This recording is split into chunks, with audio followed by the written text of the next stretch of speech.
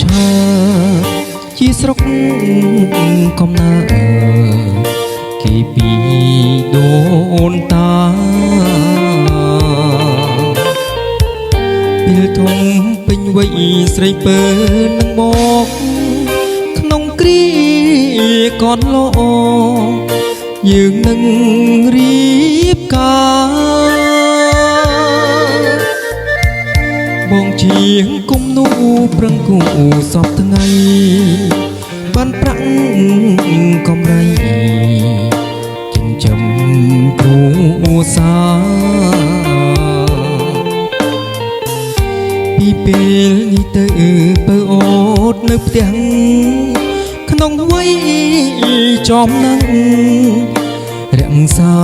គ្រួនប្រាអនុសាវរីយ៍ដីកងធំកទុំបីមានក្រ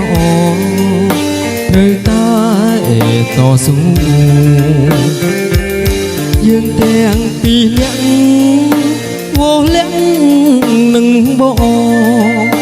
ខំសត់ហាឆ្លងជាច្រើនខែឆ្នាំវិចិត្រតកបបបំណងឲ្យបានមុននឹងខ្សែប្រាត់គេឈ្មោះសងើបងមានកំហុសខំឆ្កងយ៉ាងណាអូតនៅមេត្តាតលបងជានិច្ច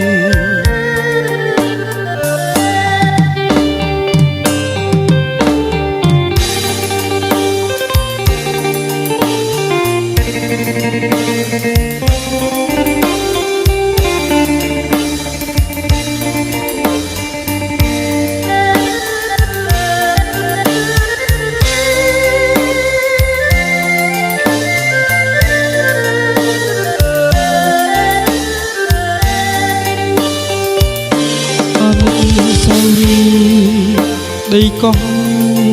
ធំក៏ទុំបីមានក្រត្រូវតែតស៊ូយើងទាំងពីរនាក់វោលាក់នឹងមកកំសត់ហាលឆ្លងជាច្រើនខែឆ្នាំវិចិត្រក៏បបបំណងឲ្យបានមុននឹងខ្សែប្រាត់គេឈ្មោះសល់ងើបងមានកំហុសខំឆ្កងយ៉ាងណាអូតនៅមេត្តាតលបងជានិច្ច